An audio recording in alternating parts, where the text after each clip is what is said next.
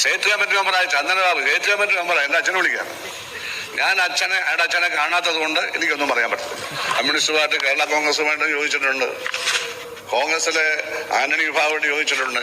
നാളെ യഥാർത്ഥ കോൺഗ്രസുമായി യോജിക്കത്തില്ലെന്ന് ആരാ നിങ്ങളോട് പറഞ്ഞത്? നാളെ യോജിക്കും. തമിഴ്നാട്ടിൽ ചോദിച്ചിരിക്കുകയല്ലേ, ലീഗുമായിട്ട് ചോദിച്ചിരിക്കുകയല്ലേ?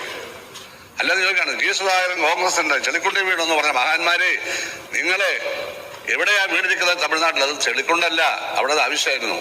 രാജസ്ഥാനിൽ ഒരു പാർലമെന്റ് സീറ്റ് കിട്ടിയത് കോൺഗ്രസിന്റെ പിന്തുണയുണ്ടല്ലേ? CPM-ന്റെ സ്വന്തം പിന്തുണയിൽ ഒരേ ഒരു സീറ്റല്ലേ കിട്ടിയത്?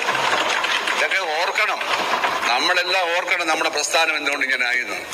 62 സീറ്റുണ്ടായിരുന്നു പാർലമെന്റിൽ. ഇടതുപക്ഷം 4-6 seat, 2 seat CPI, 4 seat CPIM, 5 seat കേരളത്തിന് വേണ്ടി. ഇതെല്ലാം പരിശോധിക്കണം. ഇതൊക്കെ പരിശോധിക്കുമ്പോഴാണ് ആരാണെന്ന് ഉയർത്തിക്കൊണ്ടുവരിക. ആര് ഉയർത്തിക്കൊണ്ടുവരിക എനിക്കറിയില്ല. ഉയർത്തിക്കൊണ്ടുവരുന്ന ലക്ഷണം കാണിക്കേണ്ട ഇങ്ങനെയല്ലെന്ന് മാത്രമേ ഞാൻ പറയൂ.